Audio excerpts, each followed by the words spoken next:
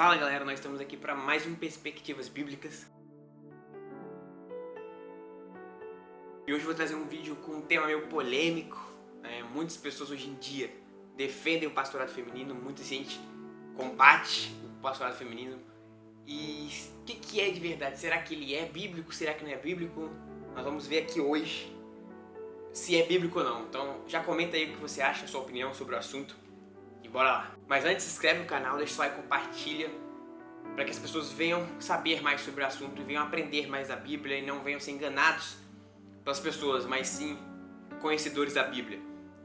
Se você não conhece esse quadro, todo mês sai um vídeo novo no canal sobre esse quadro, onde eu vou falar sobre temas polêmicos, assuntos polêmicos, mas que são necessários para o avanço do Evangelho, para que nós venhamos continuar seguindo realmente o verdadeiro Evangelho.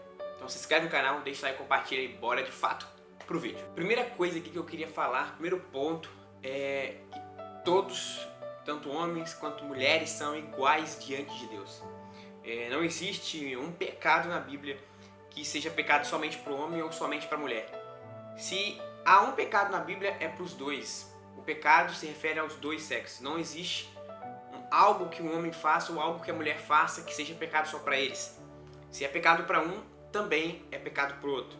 Vemos isso em Gálatas capítulo 3, versículo 28, que mostra bem assim: assim sendo, não pode haver judeu nem grego, nem escravo nem liberto, nem homem nem mulher, porque todos vocês são um em Cristo Jesus. Porém, por mais que nós sejamos iguais diante de Deus, homem e mulher, a Bíblia também é clara em afirmar que nós temos papéis e funções distintas.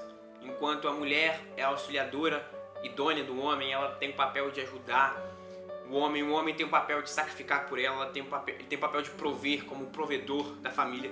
Então a Bíblia ela mostra muito claro a diferença de funções e de papéis entre um homem e uma mulher. Não a diferença entre si como pessoas, mas sim como funções. Porém, todo mundo já sabe disso. O que vem de fato a ser um debate, uma dúvida, é se realmente mulheres podem ser pastoras ou não. E a gente vai no Velho Testamento primeiro para analisar o Velho Testamento, Quando nós chegamos no Velho Testamento, nós vemos Débora. Débora, que ela foi juíza e profetisa. Nós vemos Esther, que foi uma rainha. Nós vemos Raquel, que foi pastora. E já abro um parênteses aqui, pastora de ovelhas. Tá? Ela não exercia nenhuma liderança sobre ninguém. Raquel era pastora de ovelhas porque só tinha ela e sua irmã Lia, Ela não tinha um homem na família, porque se tivesse um homem, com certeza ele que seria como função de ser pastor de ovelha. Mas ela exercia essa função. Porém, ele não exercia nenhuma liderança, ela não exercia liderança sobre ninguém. Ela só cuidava de animais, no caso aqui as ovelhas. Diferente, totalmente diferente, continuando no Antigo Testamento, diferente totalmente de liderança de fato espiritual.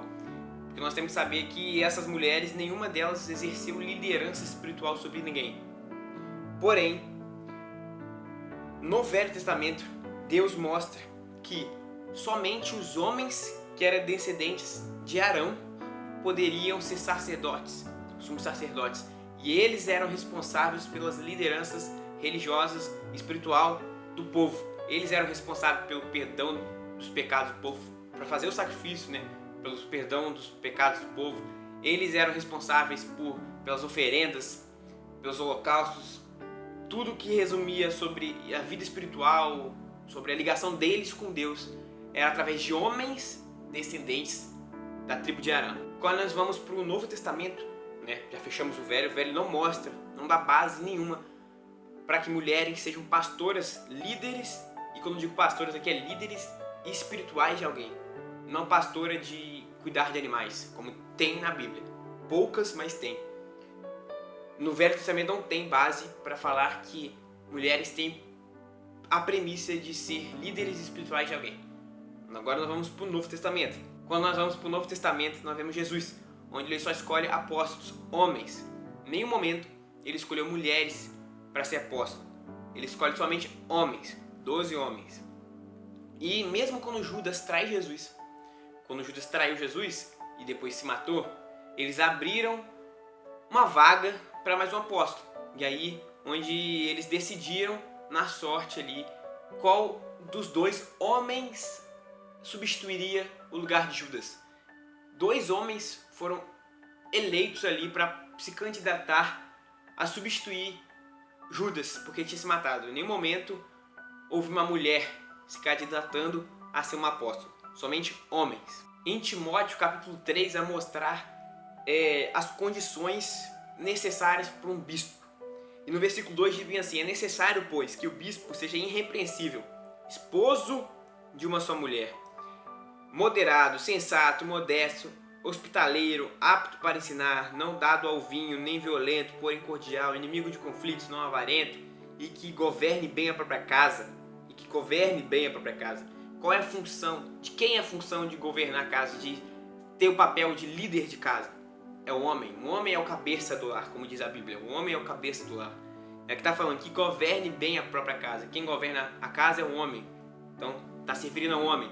Esposo de uma mulher. Quem é o esposo? É um homem. Não existe esposo, uma mulher casando com uma mulher é esposo. Seria esposa. Então, é esposo. Criando os filhos sob disciplina, com todo respeito. Pois se alguém não sabe governar a própria casa, como cuidará da igreja de Deus? Que o bispo não seja recém-convertido para não acontecer que fique cheio de orgulho e incorra na condenação do diabo. E vai falando. Aqui no 1 Timóteo capítulo 3 mostra claramente que a função do bispo, a função eclesiástica de liderança espiritual na igreja é reservada a um homem que tenha a casa no lugar, que tenha boa liderança na casa, que ele é modesto, que ele é sensato, que ele é moderado, ele é esposo de uma só mulher, irrepreensível. Então tem uma lista que vai qualificar um homem para ser taxado se ele vai ser ou não um bispo, exercer uma função eclesiástica na igreja. Um homem e não uma mulher. Em Tito, capítulo 1, no versículo 5, também vai falar da mesma coisa.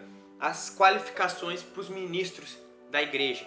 E Paulo fala: foi por causa de que deixei você em Creta para que pudesse em ordem as coisas restantes, bem como em cada cidade constituísse presbíteros conforme prescrevia você, alguém que seja irrepreensível, marido de uma só mulher, que tenha filhos crentes que não são acusados de devassidão, nem são insubordinados. Porém, é indispensável que o bispo, por ser encarregado das coisas de Deus, seja irrepreensível, não arrogante, alguém que não se irrite facilmente, não apegado ao vinho, não violento, não ganancioso. Pelo contrário, o bispo deve ser hospitaleiro, amigo do bem, sensato, justo, piedoso, deve ter domínio sobre si, ser apegado à palavra fiel, que está de acordo com a doutrina, para que possa exortar pelo reto ensino e convencer os que contradizem esse ensino. Irrepreensível, marido de uma só mulher.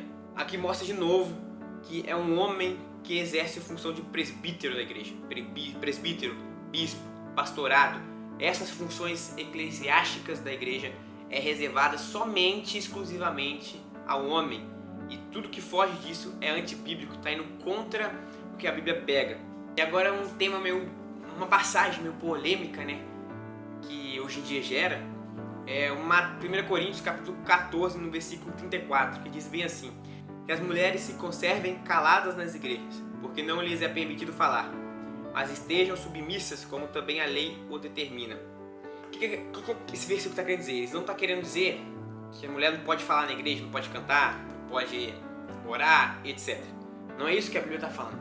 Aqui a Bíblia está falando o seguinte: a função de exercer o que a lei determina, exercer a função de líder, exercer uma doutrina na igreja, pôr em prática uma doutrina na igreja, ensinar uma doutrina na igreja, não é reservada à mulher, mas sim ao homem, porque isso se revela sobre a liderança eclesiástica. E como nós vimos, a liderança eclesiástica está reservada somente ao homem e não à mulher. Por isso a mulher não tem autoridade para exercer funções doutrinárias dentro da igreja.